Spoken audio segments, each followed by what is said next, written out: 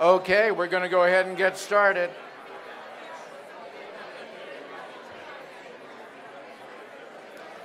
Thank you all for coming today to National Legislative Day.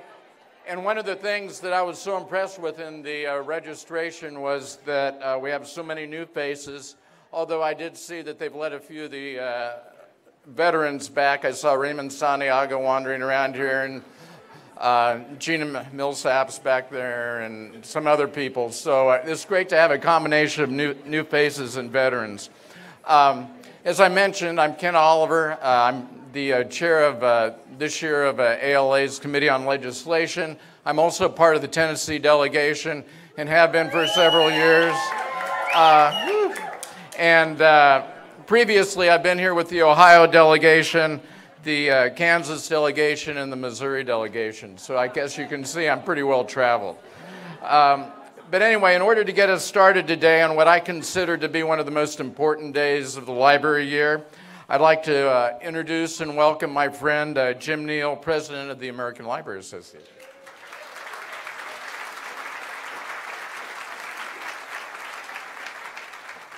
Good morning, everybody.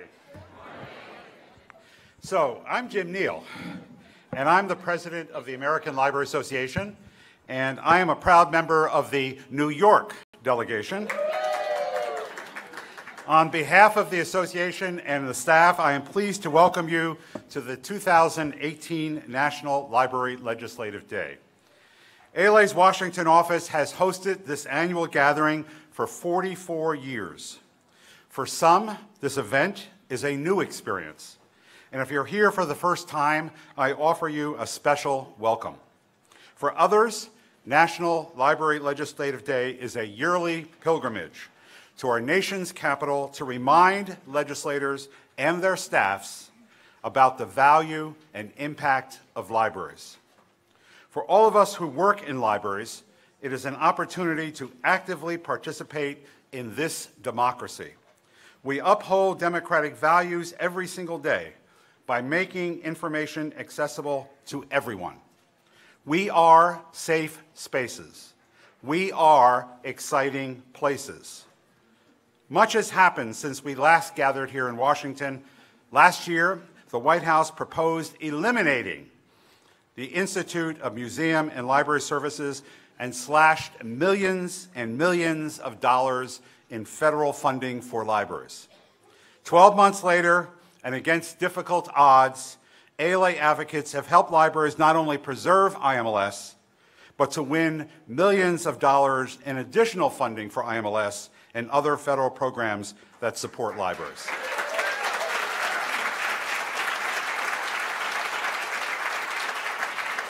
All that in just 1 year.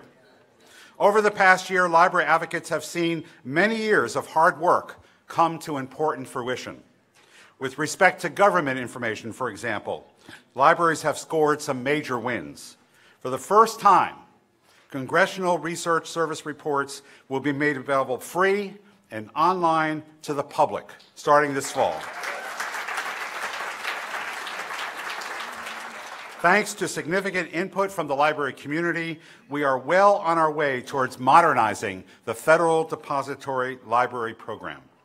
Both of these gains are the result of nearly 20 years' worth of advocacy. Another outstanding example is the introduction of the Marrakesh Treaty Implementation Act to the Senate.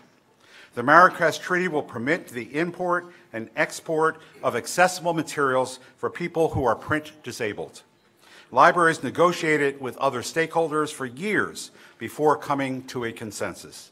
But our commitment paid off in strong bipartisan support, and millions of people around the world will benefit from this. Library workers are motivated by our dedication to our mission and the communities we serve. And because we serve everyone, our portfolio of policy issues is vast. But if our track record shows anything, it is that we must persevere in the long term, and we must be strategic, especially in a time when our values are being attacked on so many fronts.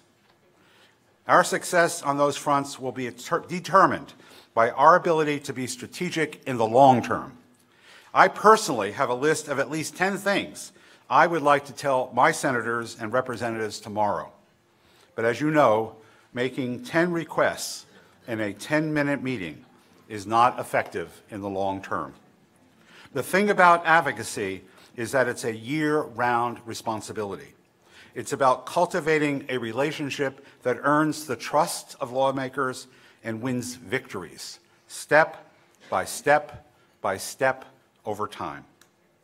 This year, instead of asking you to memorize a long list of talking points, we are asking you to focus on just 3 things. 2 are appropriation asks, and the other focuses on the important area of broadband access. Our public policy team from the Washington office will brief you on these various asks in just a few minutes. But I want you to know that these issues are the most time-sensitive of all the legislative issues the Washington office is tracking. And because being strategic is important, we asked a few select delegations to talk about a few other time-sensitive issues that are of particular interest to their particular decision makers. Over the past year, we've seen that when library advocates speak, elected leaders listen. They know that our voices represent the interest of our entire communities. And our voices are most influential when decision makers hear the same message from all of us. Tomorrow, our senators and representatives will have an opportunity to meet their constituents in Washington. But Washington is not the only place where decisions are made. And members of Congress aren't the only deciders. Congressional staff have an enormous impact on policy decisions, and the input legislators receive in their field offices can make or break our position on a particular issue. National Library Legislative Day is one exciting highlight of a year-round advocacy strategy. Our face-to-face meetings on Capitol Hill will not be the final word. We will follow up with our leaders and their staffs when we return home. We will engage them during their district work periods. We will invite them to our libraries during the summer and other breaks. And we will extend our input on other issues we care about when we can be most effective and have the greatest impact. We will fight on. The battle is never over. Perseverance is the hard work you do after you get tired of doing the hard work you already did. Low rumble of humor in the audience.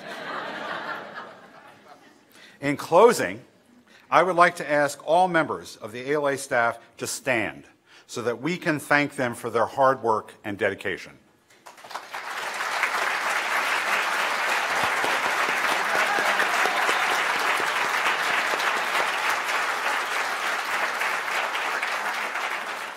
It is not easy to put together an event like this, but I know that the Washington office has worked closely with their colleagues in Chicago and Philadelphia to make sure that we have an effective and successful National Library Legislative Day.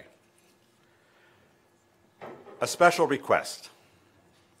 I ask you about 2 o'clock this afternoon to watch your social media. There is an exciting, I would argue, unbelievable announcement coming out at that time. Have I whet your appetites? 2 o'clock. Watch for it. And now I am pleased to introduce our next speaker, the Executive Director of the American Library Association, Maher Geekus.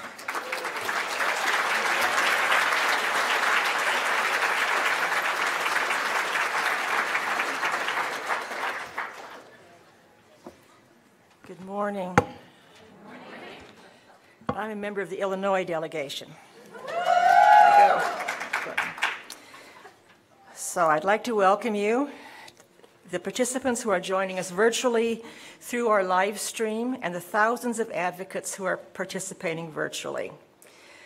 This morning's live stream is being provided by Google, and we thank them for making it possible for so many library advocates and anyone, anywhere, to participate. For that reason, please keep in mind that everything said here today is on the record. Just saying. National Library Legislative Day brings together ALA members from all across our associations. I want to recognize the members of the Committee on Legislation who are with us today. Please stand as I call your name. Eileen Palmer, Jim Talia, Leslie Diana Jones, Ebony Henry, Nicole Davies, Janet O'Keefe, Robert Banks, Mary Hassler, and Kent Oliver. Can we please give them a round of applause?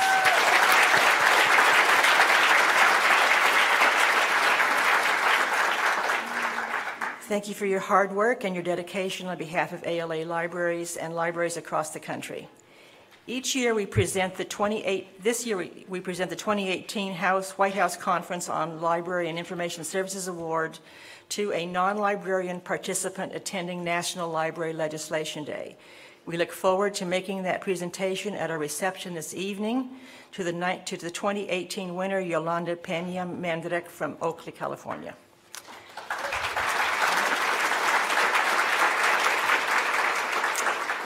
This year, the Young Adult Library Services Association and the Association of College and Research Libraries support this gathering by providing travel scholarships to members. I'd like to welcome YALS's 2018 travel stipend winner, Christine Machkut.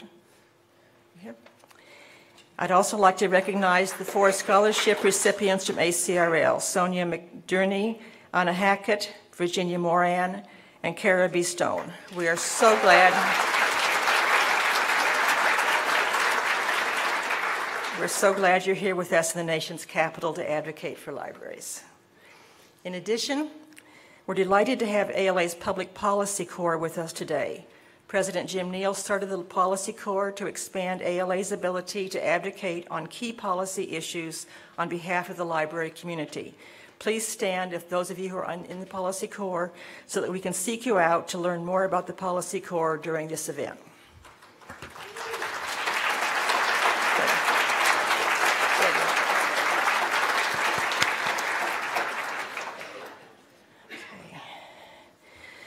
We have a number of ALA officers and other dignitaries here with us, so I'd like to have them stand also. We have ALA Treasurer Susan Hildreth, along with newly elected President-elect Wanda Brown from North Carolina. We have incoming Executive Board member Ed Garsha.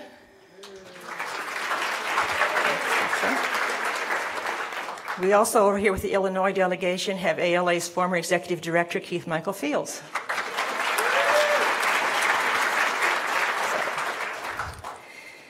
Welcome to all of you. I would like to thank the state associations who sponsored this event this year, as well as the chief officers of state library associations. COSLA has been a faithful sponsor for many years, and we're grateful for their continued support. We have great representation from the state librarians this year. If you are a state librarian, could you please stand? All right. Good. Thank you for being here. We're also grateful to the DC Library Association, which has been a strong supporter of this event for many years. We appreciate the time and the energy you've put into helping this event succeed. Thank you.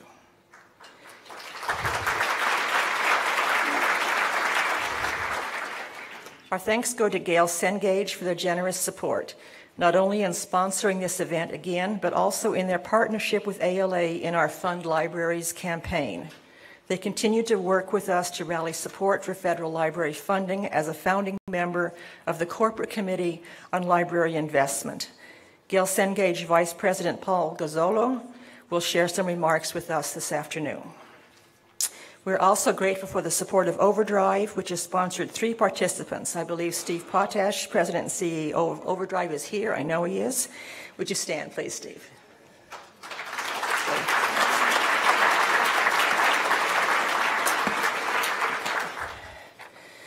The reason why these and other supporters have contributed to this day is that we all realize one thing: Private generosity is not sufficient to sustain all that libraries do for our communities, whether they be in universities, in schools, in companies, or on Main Street. America's libraries are a public service and deserve to be a national priority. We're all here today, all of us, to make sure our government does its part to support America's libraries. This is a wonderful event. I've always found it inspiring and empowering. I hope you do as well. Your participation at this event and your ongoing work at home in your congressional districts shows that our profession's commitment to advocacy is strong and it's growing. Thank you, and again, welcome to Washington, D.C.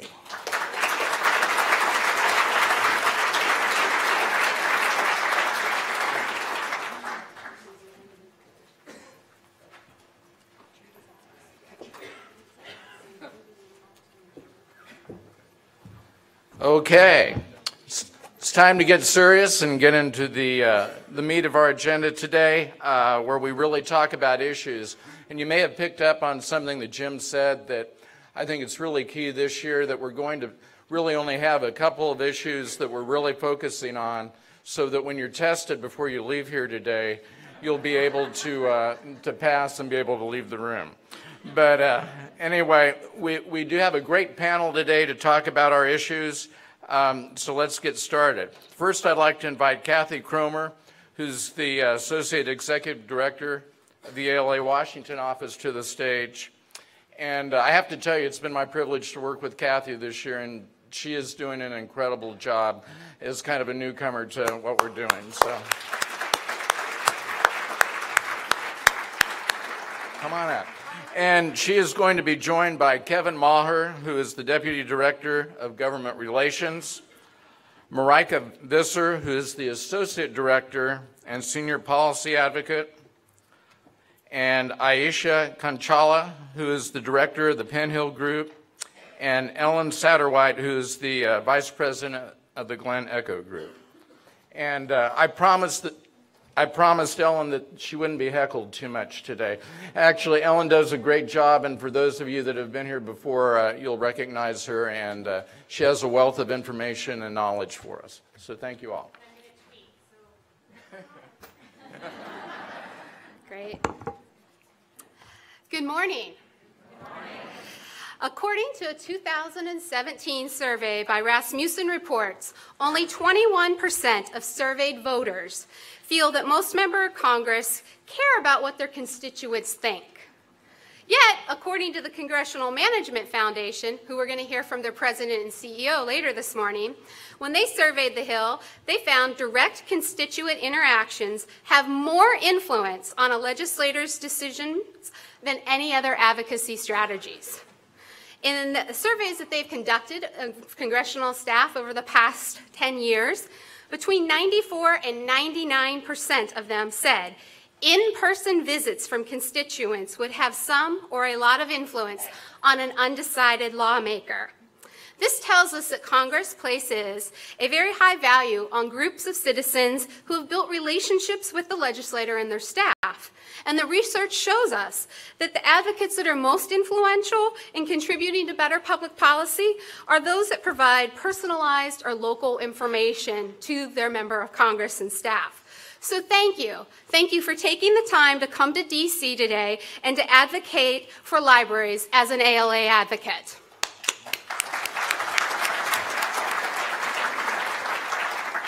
Does anyone want to guess how many hours a member of Congress works when they're in session?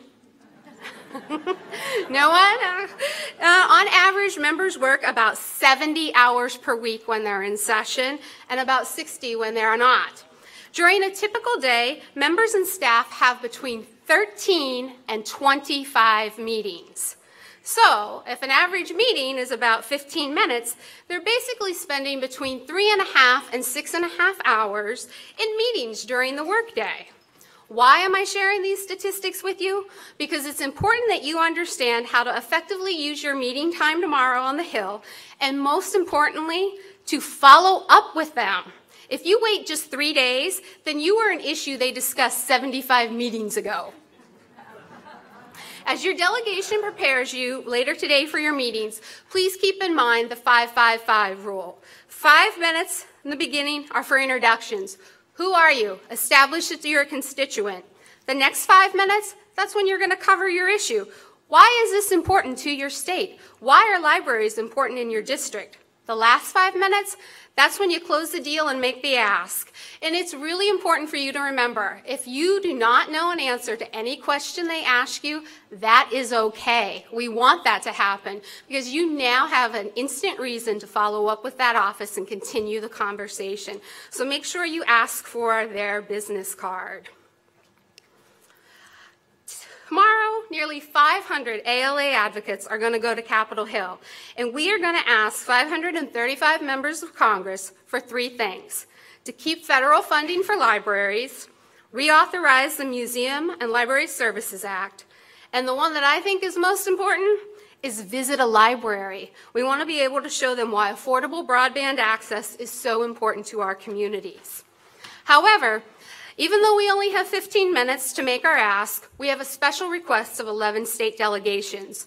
Your elected officials sit on committees of jurisdiction for 2 issues that have traction right now: the Marrakesh Treaty and the Tribal Broadband Act. On Thursday, the Senate Judiciary Committee is scheduled to consider the Marrakesh Treaty. It would be remiss of us not to ask advocates that have a member on the Judiciary Committee to make sure they urge their member to vote in support of the treaty. Carrie Russell is our lead staffer on that issue, and she is going to be visiting the following state delegations to provide you with additional information about the Marrakesh Treaty. So if you are in Idaho, Colorado, New Jersey, Nebraska, or Georgia's delegation, please do not go to the Hill until you see Carrie Russell. Next, Marika Visser is going to tell us about the Tribal Broadband Bill in just a few minutes. And for folks that are in the following state delegations, you need to connect with Marika: North Dakota, Wyoming, Arizona, Alaska, Oklahoma, and Montana. Libraries have a stake in so many critical policy areas, and it's a challenge to make a strong impact on so many issues. Fortunately, ALA members have many tools in our advocacy kit. We've got the traditional phone calls and emails that you all engage in, social media sharing, which I know you're all very active on, congressional visits in your home district, and for us, tomorrow, visiting our lawmakers' DC's offices. Another tool in your kit is the Public Policy Office. The team here monitors all of the federal issues, and we are here to serve as an expert resource for you. We want libraries to gain as much ground on as many of these issues as possible. To do that, we have to be strategic. It's ALA's responsibility, and specifically me and my team's responsibility, to provide you a comprehensive year-round advocacy strategy. Please remember, just because an issue isn't highlighted on this Hill Day doesn't mean that it's not important. It just means the timing and the venue is not the best or the most effective way to address the issue. This is only one day in our year-round advocacy program, and throughout the year we're going to be providing you more information to make sure you know when your advocacy on specific issues will have the most difference and the biggest impact. So before I turn it over to Kevin and the team, I'd like to ask those of you that are seated on the sides, if you have an empty seat beside you, please raise your hand so these folks don't have to stand the whole time. And there's a few seats up front that you can please feel free to fill in, because now we're going to get into the nuts and bolts of everything where you need to pay attention. So I'm going to turn it over to my friend Kevin.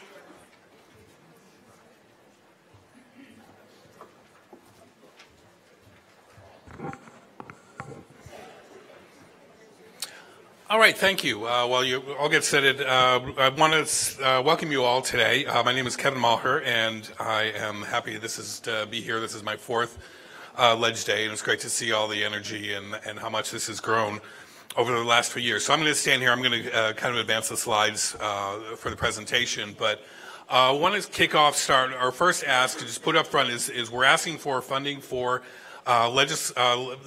the LSTA and IAL programs, Library Services and Technology Act, and Innovative Approaches to Literacy.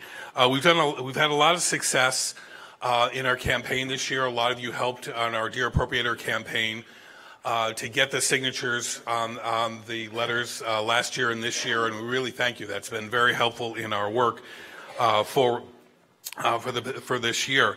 We are asking for you to thank your members of Congress for signing these letters. And if you're not sure if you're a member of Congress has signed the letters, go to ala.org/fund libraries, and we have a list of all the representatives and senators and whether they signed one or both of the letters. So the first thing to do is really thank them for signing these letters, and the next thing is to ask them for at least full funding, at least $189 million for LSTA and at least $27 million for innovative approaches to literacy. And as we said, there are a lot of things we can ask, but we really need to focus on where we can make the biggest difference.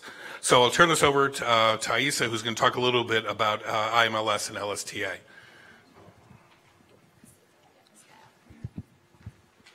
Good morning, everyone. Can you hear me? Hi. As Kevin mentioned, my name is Aissa Canchola. Oh, sorry. Okay. Let's get this guy a little closer. Can you hear me now? Yeah. I will just sit here this close to the mic and speak the entire time. Good morning, everyone. My name is Aissa Canchola. I'm a director at the Penn Hill Group. I'm very excited to be here with you all today, and really excited to see such a full room of very energized folks from all over the country, especially in this moment in time. And Kevin and I will go further as this presentation goes on the importance of this time and the important moment in the legislative calendar that we are in currently. But as Kevin had mentioned, one of our main appropriations-related asks is to urge Congress to maintain ample investments in LSTA programs across the federal government. And so we wanted to just give a really short overview of what programs we're specifically talking about when we mention LSTA programs, all facilitated out of IMLS. And so, of course, these, IMLS is the primary source for federal funding for museums and libraries, which we all know. And within the jurisdiction of IMLS, they facilitate all of the programs authorized by LSTA, MLSA, the African American History Culture Act, as well as the Museum Services Act. Why this is so critical is that this is the only agency that is entirely dedicated to these resources and these investments. And we saw that the president's budget back in FY18 and FY19 included entire proposals to eliminate this agency. So we really need to make sure to stress how these programs work, how these programs' investments go on to secure and improve some of the work that we're all doing in communities, and really make sure that we're making it real and bringing data home on the specific district-specific impact that these programs are having. So specifically, we have our state grants. So these state grants are used across every single state across the country receives a state grant under LSTA, and these help support partnerships across a variety of entities. So public, private, nonprofits, local school districts as well. And states are also required to match. So this means, and this is one of the pieces that we really want to make sure to stress to Congress as we're ensuring that they're investing ample resources in these programs, is that with the state matches, we're really stretching the dollars that are going into communities and making sure that the impact is even more broadened. Within the Native American, Native Hawaiian Library Services programs that's authorized under LSTA, these obviously serve and support tribal communities and organizations primarily serving Native communities. And then we also have a national leadership, or leadership grants for libraries, which support kind of a national competition for organizations that are working at the national level to really move the needle within the community and in the field. Last but certainly not least, we have the Laura Bush 21st Century Librarians Program, which really supports the development of the professional development and the development of other types of supports to develop the next generation of librarians within this field.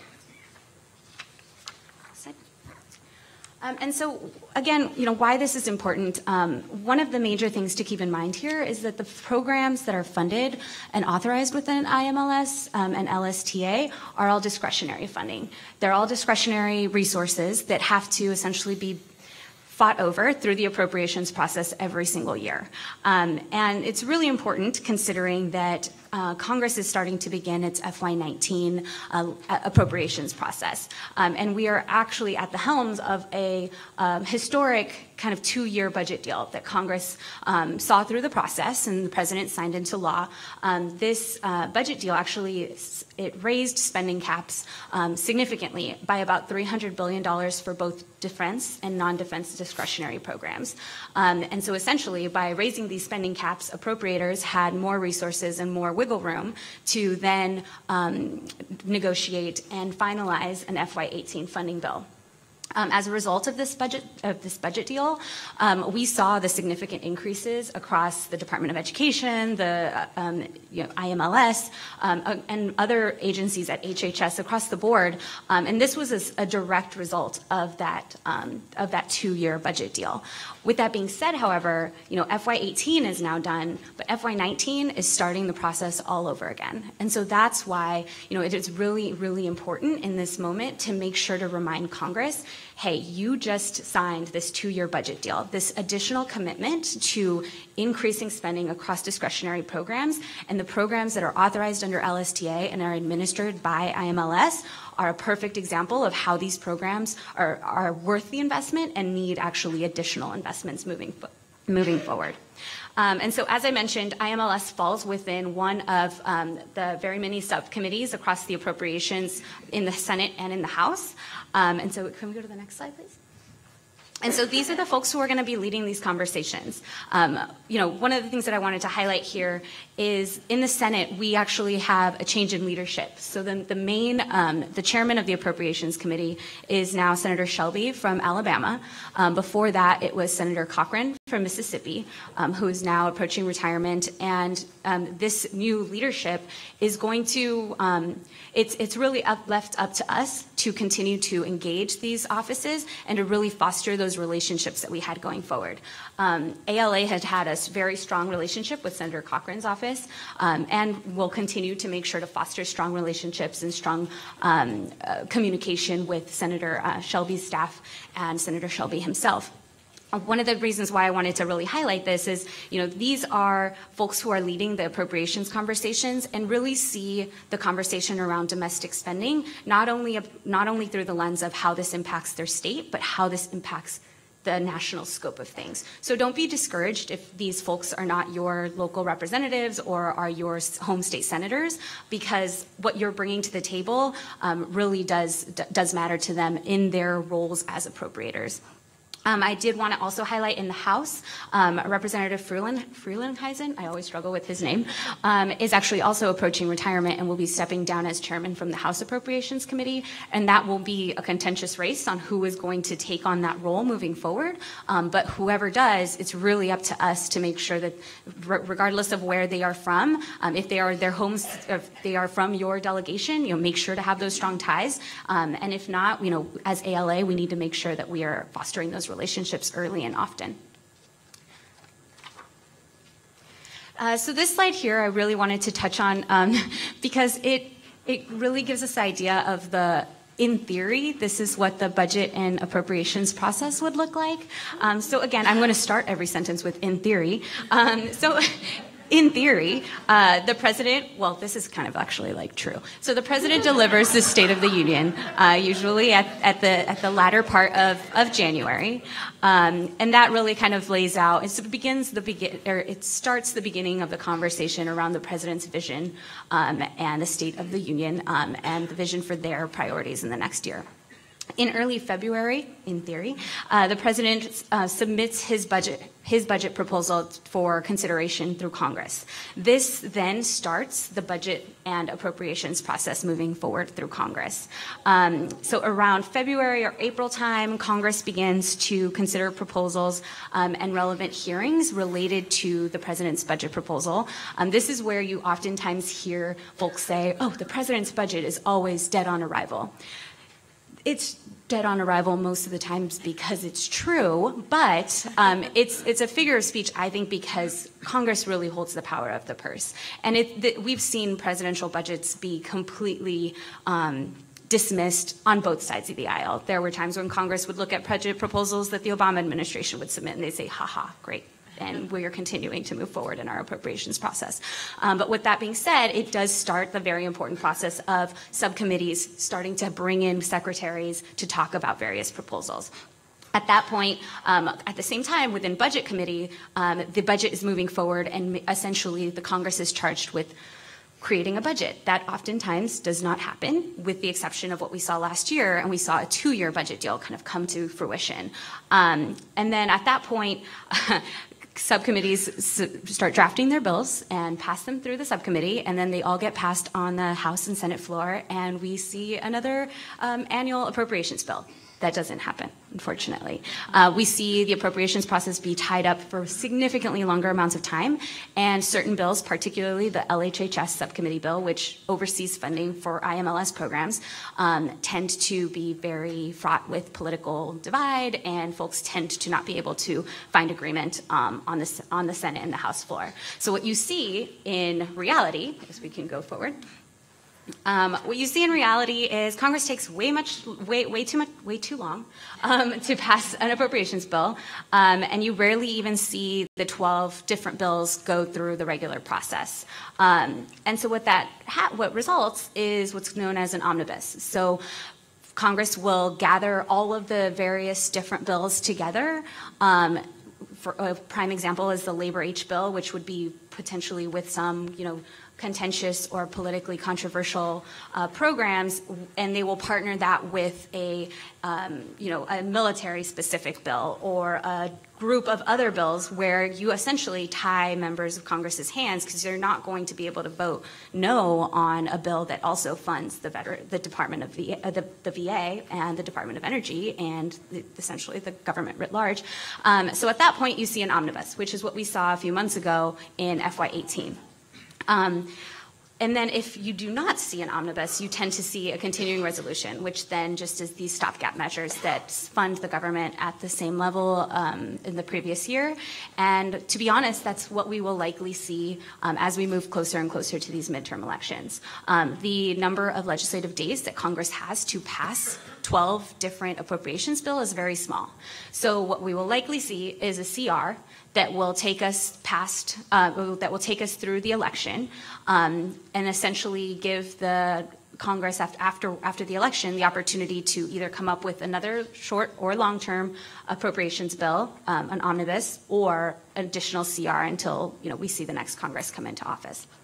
And so why does this matter?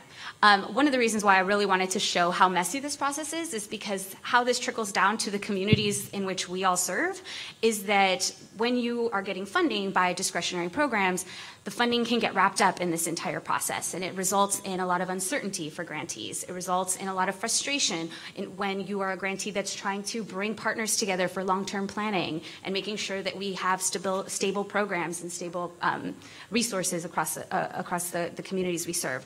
And so this process really does get messy and has real implications for the programs that we care about and that we're helping to facilitate on the ground. So I really wanted to touch on that. But the last piece is that because the process is messy, it's a fight every single year.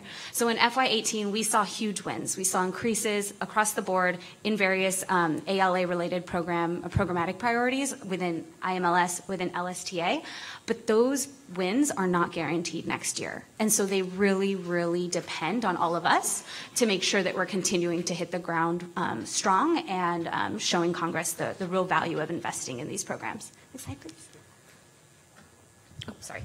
And so as I'd mentioned before, the FY18 presidential budget proposal was very draconian. It included significant cuts across pretty much every single agency. The FY19 budget was just as bad. And so, quite frankly, I do think it will be very rare if we see this administration have a complete change of heart and decide that they are going to significantly increase investments or propose significant increases to IMLS. And so I think that's a reality that we need to accept and essentially say, okay, we're here to fight this fight, and we'll fight it as long as we need to make sure that our congressional champions, hear plenty from us on why they should not consider these cuts, and B, give political cover to those members who are fighting for these additional investments and are standing by the work that we do every day. So as I mentioned before, we saw significant increases. We saw a $9 million increase for IMLS across the entire agency. This was compared to FY17 levels. It's the next slide, Kevin. Thank you. Oh, sorry. And we saw $27 million increased within the Innovative Approaches to Literacy program, which is at the Department of Education.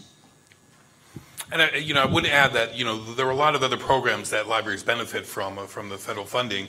That isn't to say that these aren't important. Some of these programs you may benefit more than IAL or LSTA, but we really have to focus on where we can have the biggest impact, where we can make the biggest difference. Because for LSTA, there's nobody else out there fighting for that nearly $200 million in funding. Innovative Approaches to Literacy. There are a couple of other nonprofits that are advocating for that funding, but we're the ones here in Washington. So these are the two programs that really make the most difference. So, Title IV under ESSA that had a tremendous increase to $1.1 billion.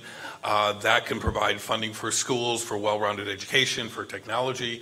There are things in there that could benefit school libraries quite a bit.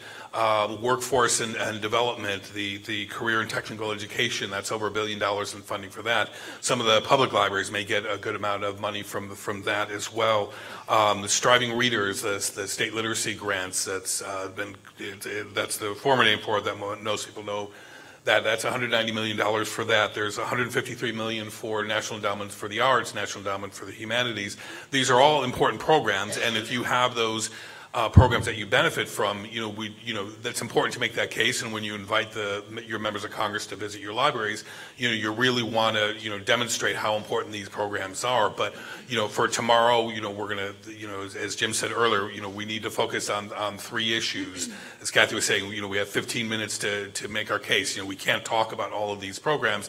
We're talking about where we can make the most difference. So that's why we talk primarily about LSTA and Innovative Approaches to Literacy as the two programs that we can have the biggest impact on as well. So, there are a number of threats to funding, as you kind of alluded to. The funding we got this year isn't guaranteed forward. Do you want to talk a little bit more about some of these other threats? Yeah, definitely. So one of the things that we've been hearing a little bit more and more about as of recently is the potential of a rescission package submitted to Congress. So a rescission package is essentially a budget process. It allows the president to submit a list of, essentially line by line, of programs of previously appropriated funds to rescind, to essentially take back that funding. So even though we saw a massive and historic 2-year budget agreement and an FY18 appropriations bill that passed through Congress and was signed by the president, there is word that the president wants to submit a list of funding that says, actually, we're going to take this funding back. When the original conversation started around the potential of a rescission package, it was as big as potentially $60 billion in previously appropriated funds. As time has moved on and as members of Congress, particularly the big four on both sides, those members on appropriations committees, said absolutely no go, we made an agreement and we're not going back on this, that package has gotten significantly smaller. So actually today we're supposed to be seeing some sort of list of spending that the administration is proposing to rescind. It is unlikely now to be within the FY18 appropriated funding. So it's now likely to be about $11 billion, which is still a significant amount of money. But compared to the original $60 billion of universe of funding that they were originally proposing, it is significantly less. It's supposed to be about $11 billion, and it's supposed to be across various unobligated fund pots. So essentially there are some agencies that have unobligated funding that was appropriated in past years and just hasn't been spent. And apparently that's the particular buckets that they're looking at including within this rescission package. Something very important to note, however, is that the president has the ability to submit various packages of rescissions. So if today's rescission package includes $11 billion of unobligated funds and essentially IMLS is in the clear, that is not to say that the next rescission package does not include IMLS specific programs. So the notion of a continual desire from this administration to cut spending through the form of rescission packages is a very real threat, and it's something that we need to keep in mind as we move forward. Appropriators on both sides have said this is a no-go, this is a non-starter. However, there is one particular thing that is a little bit concerning about if a program is included within a rescission package. So if a rescission package is submitted to Congress, there's a 45-day window in which Congress has to act on it, either pass it or not. If within 45 days Congress doesn't do anything, the rescission package is essentially dead. But however, if, let's say, the state grant program was included within the rescission package, those funding would be frozen for that 45 days. So that in itself could mean some very problematic kind of logistical things with regards to what types of programs would be included. IAL, the competitive grant program that you all are going to be advocating on the Hill for, if that program was included within the rescission package, that funding and therefore that competition and that timeline for funding to get out the door to grantees would be prolonged. So this is a process that we are taking very seriously, and I know that this administration is particularly interested in pursuing this path because this is a privileged budget process that they could move forward with. Yeah. And another piece, sorry, just one more piece on that is just the authorization of LSTA and IMLS specific programs. So the piece of legislation which authorizes various programs across IMLS, the MLSA, is essentially expired. Now, just because an authorization of a bill and the programs is expired, it doesn't mean that Congress won't fund them. They fund them through annual appropriations processes. However, having the conversation about the importance of reauthorizing the bill and reauthorizing these programs really gives all of us the opportunity to elevate the importance of these programs and to show that there's bipartisan support around their programs. So that's another thing that we should just keep in mind as we move forward with this. Okay, thank you. I'll talk about that in a second because that'll be our second ask as well.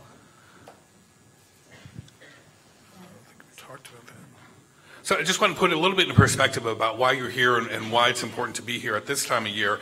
As Isa was talking about the process and where we are, the president submitted his budget was not good for our programs. The Dear Appropriator campaign has just concluded, but now really the deep work on putting together the 12 appropriations bills begins. And Labor H is really one of the biggest bills. It's always sort of at the end of the process because it covers so many programs. There are a lot of controversial issues in there. So it's really important to be there at the beginning of the process when they're putting together the bills or trying to figure out how much money each of the different programs are going to get. And being here now, the leadership has said that they hope to have the appropriations bills on the floor by the July 4th recess. Now that's probably not going to happen. That's overly ambitious. But it really puts a lot of pressure on the staff to work and put these programs together in the next 6 to 8 weeks as well. So it's very important to be here. You don't want to be the meeting, as Kathy said, 75 meetings ago. You really want to be there at the process when they're just sitting down to crafting out these messages, and you're going to be meeting with a lot of these offices in this process. So the Dear Appropriator campaign, we had a lot of success in this effort this year, and thanks to a lot of the work that people in this room have made this year, we actually increased the number of signatures on the Senate LSTA letter. We got 46 signatures. That's one more than last year. Last year was the highest year. So, kudos to you for all of your work for getting the senators to sign that letter. We got pretty much every Democrat that could sign the letter. There were a couple in the leadership that tend not to sign in, then one, Senator McCaskill from Missouri, who's about the only Democrat who tends not to sign the appropriations letters, but we got pretty much everyone else that we would expect. The Republicans are tending to shy away from signing these appropriations letters. We did get a Republican, Susan Collins from Maine. So, thank the members for signing these letters. Go visit our website and see who signed. We got 36 senators to sign the IAL letter this year. That was one short of last year, so we were pleased with the success that we had in the letter this year in the Senate. That was also bipartisan. The House LSTA letter We had 136 signatures. That was a couple off of last year, but this year we had a couple of representatives in the House that decided to send their own letters. If you look on our chart, you'll see that a couple of members that we note that they signed an independent letter that, for one reason or another, they just decided to send their own letters instead of signing the group letters. That's just as effective. It's in some ways it's more effective to have multiple letters for a program as well. So we're pleased there.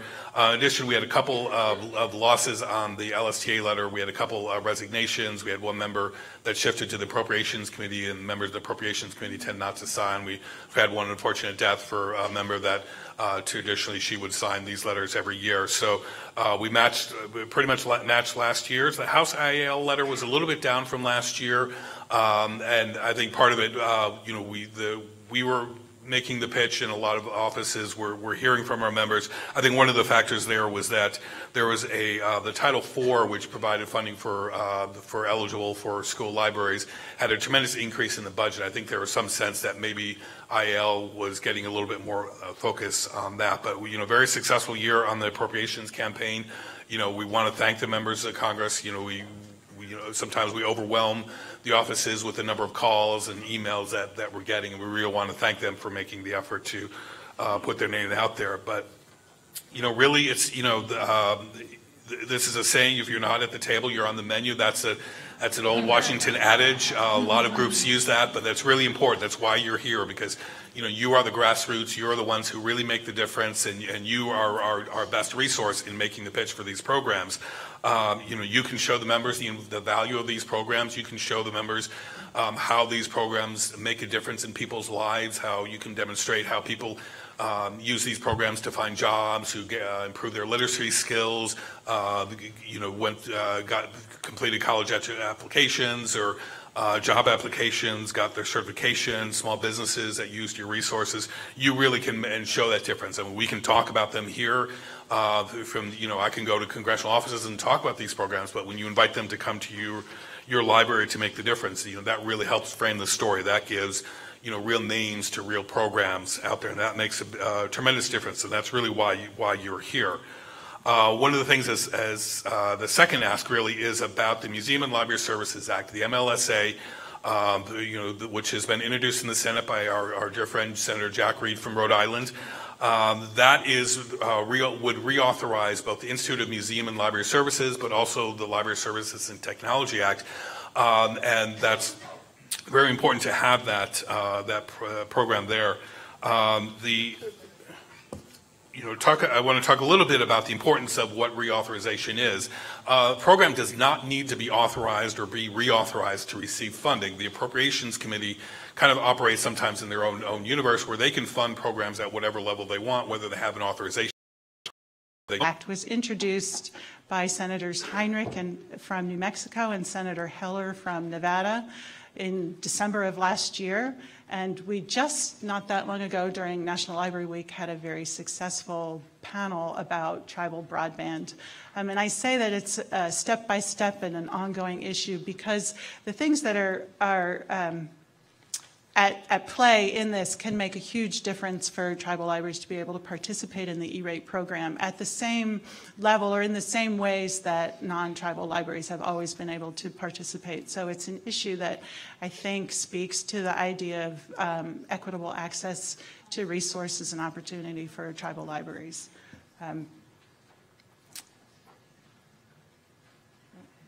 Okay, and so that's one issue that is kind of niche in a way, but there are other issues related to broadband. I said in the beginning, fast, fair, open, ubiquitous, and so Ellen is going to spend a little bit of time getting into some of those issues, including net neutrality, and at the end, highlighting some of the other broadband-related topics that we care about. Yeah. Okay.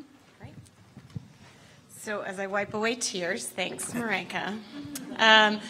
We'll do, since everybody's been sitting for a little while, we'll do popcorn. Who can give me a 5-word definition of net neutrality? Just shout it out. Open. Open. A 1-word definition, that's overachievement. No slow lanes, that's a great one. Even pricing, good. Equal, great. Anybody else? Okay, good. I'm sorry? Unbiased. Great, great. I'm glad that we have a fairly broad and unified understanding of network neutrality. And as Marika mentioned, I'm going to go over a couple of issues that are ongoing. Sometimes they're like zombie issues, and they rear their ugly heads again. We think they're settled. They're just not, because it's Washington. But in addition to net neutrality, there are some other issues that are so related to broadband and are not the focus, I think, of our activity this week, but they are things that the Washington office works on and that I, in particular, pay a lot of attention to. So we'd be remiss if I didn't tell you about them. So the map you see right there is a map of sort of current ongoing legislative activity on net neutrality. These are maybe they're state bills, maybe they're executive orders, maybe it's localities who have passed some sort of purchasing requirement that they will only purchase services if the broadband provider comports with certain network neutrality guidelines.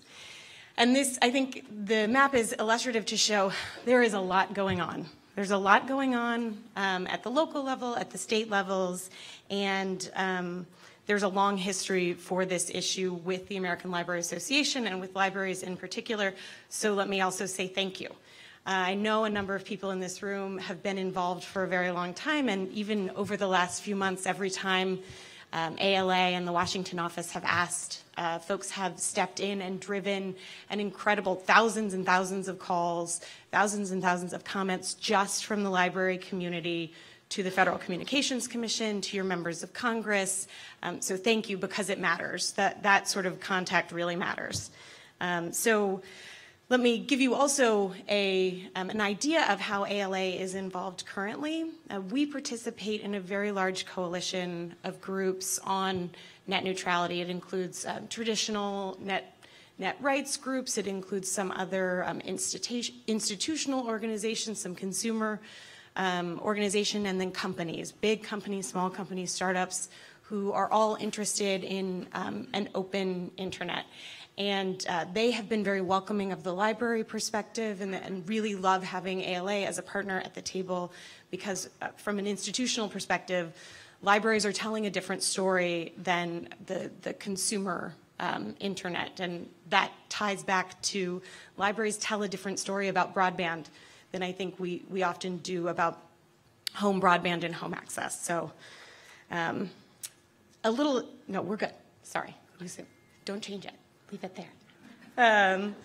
Some history of where we are. In 2015, the Federal Communications Commission passed the strongest enforceable network neutrality rules that we have seen to date. ALA was very active and I'm sure a number of you were very active in convincing the Federal Communications Commission that this was something that should be done.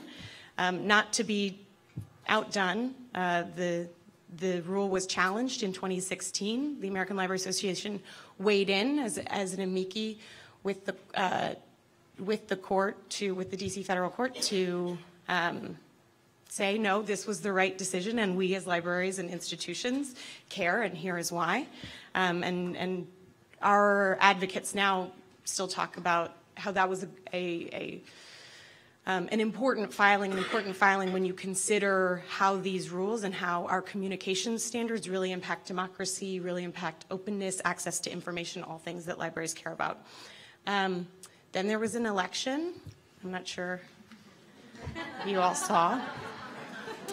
And so over the year following the election, the new chair of the Federal Communications Commission, who had always been a little bit antagonistic to the decision that had been made in 2015 when he was in the minority, now represents the majority, and he had made very clear from the beginning that these rules were not in the best interest of the industry, he thought. So over the course of the summer, well, the spring and into the summer, ALA and many of you and many other advocates worked congressional angles. We worked to tell the FCC. We worked publicly to say this is not the right decision. This has implications for broadband. It has implications for fast lanes and slow lanes and access to information.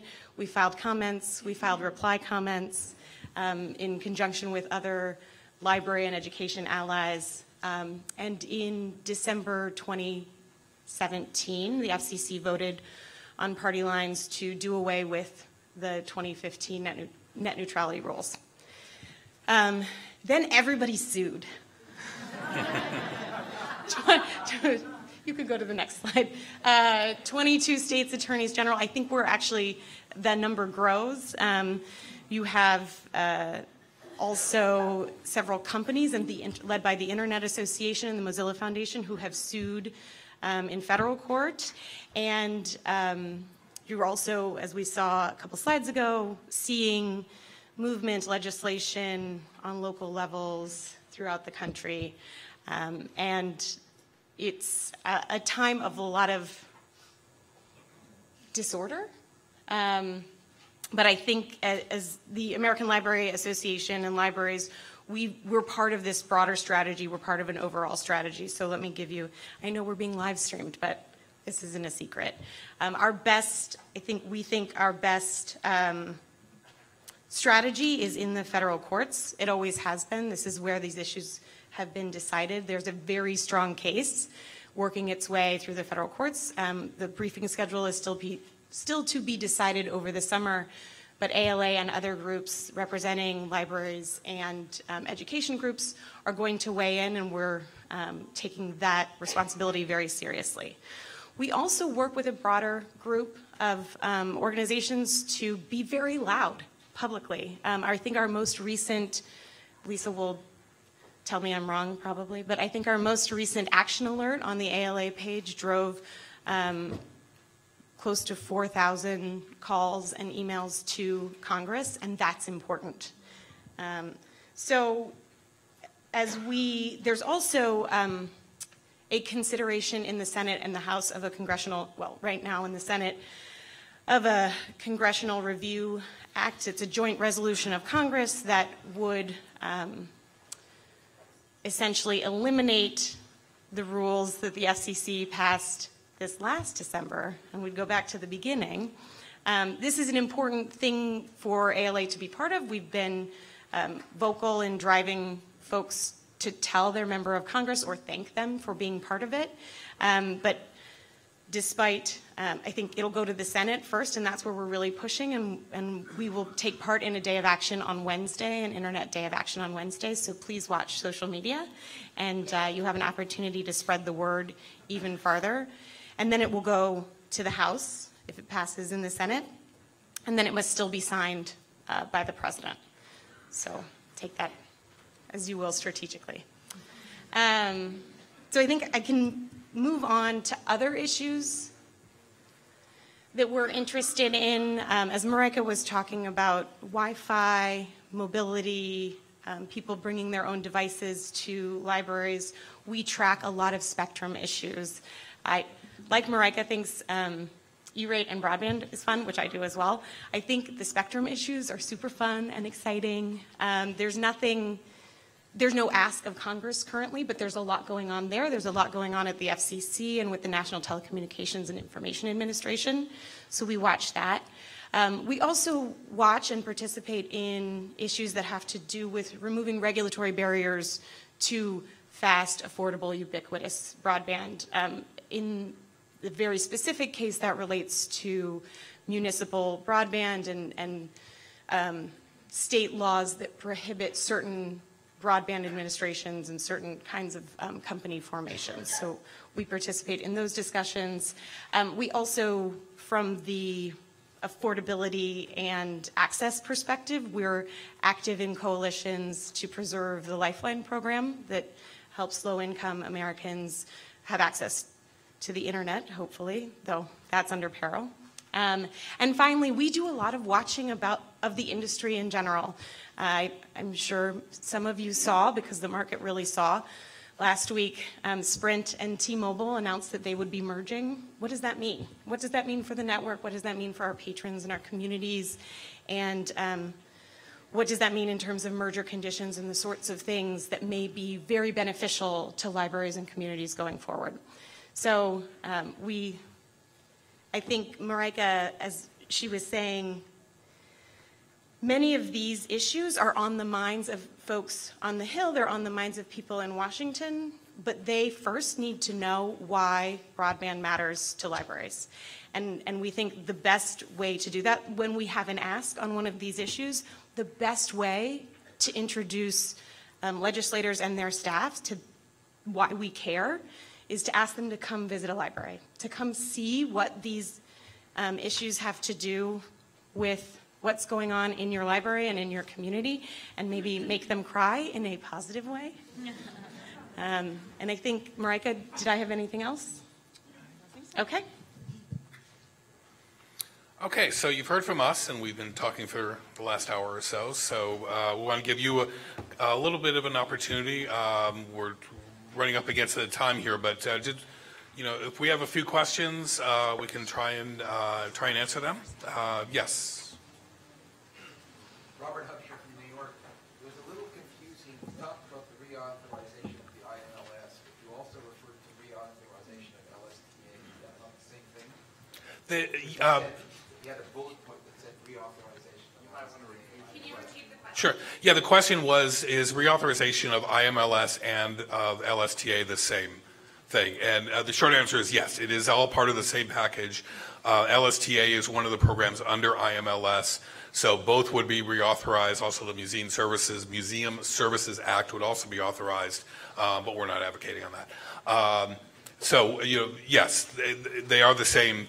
It's the Museum and Library Services Act is the name of the bill. So Jack Reed is the sponsor in the Senate, and S-2271 is the bill we're asking for co-sponsors. Museum Services and Library Act includes IMLS and LSTA?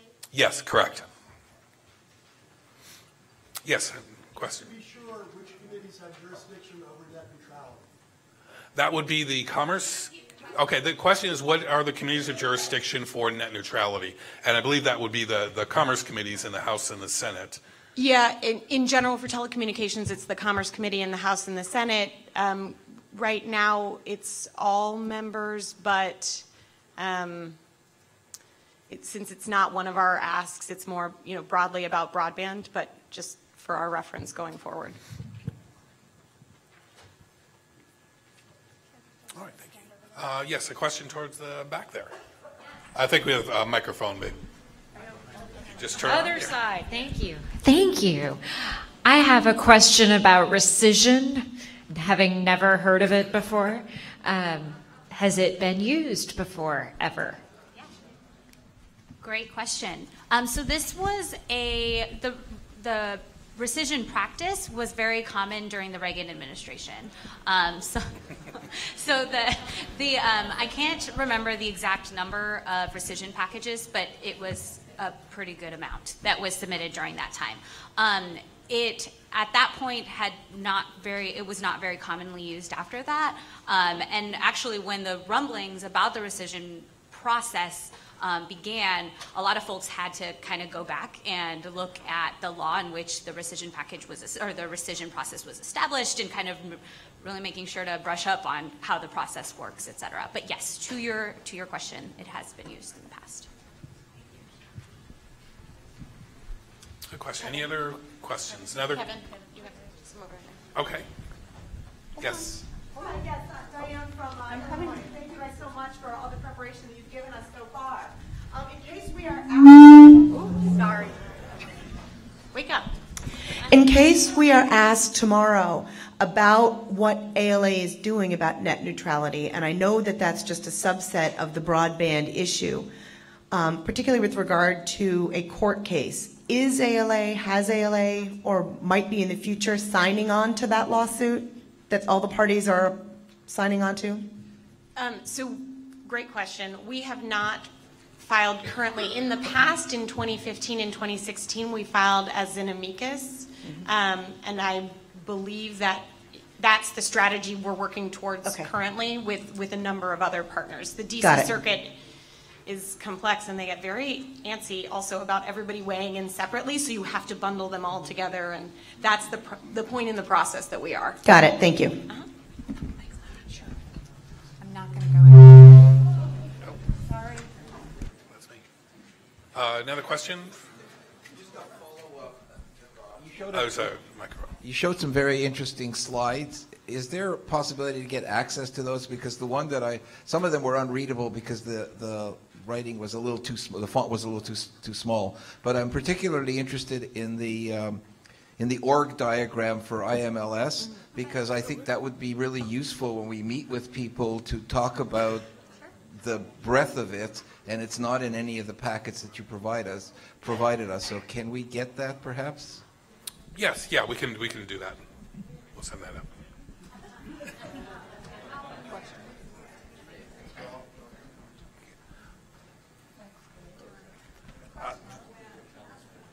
Yeah, I think we'll have to send that out or post it on our website. I don't think we can send that out right now, but we'll follow up with you on that. All right. Yeah. So one last question. So you actually talked about E-rate quite a bit in connection with broadband. My question is, how long is funding there for E-rate? Is that something that will have to be reauthorized, and do we bring that up? No? No, so that's one of the many beauties about E-rate, is that it's not appropriated funding. It comes through the Universal Service Program under the Federal Communications Commission, and it's yearly. You apply each year. The window opens up approximately the same time each year, and it's a one-year funding chunk of money. Yes, the money is there, and it will continue. Yep. All right, thank you, and I'll welcome Ken back up. Okay. Thank you. Okay, great.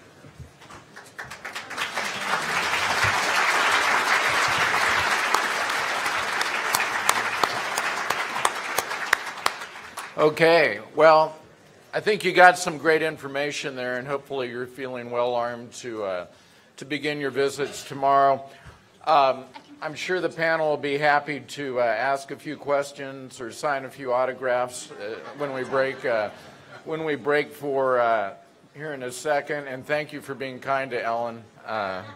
So anyway, you have a 15-minute break right now, and if you would be back in this room in 15 minutes, I would appreciate it. Thank you.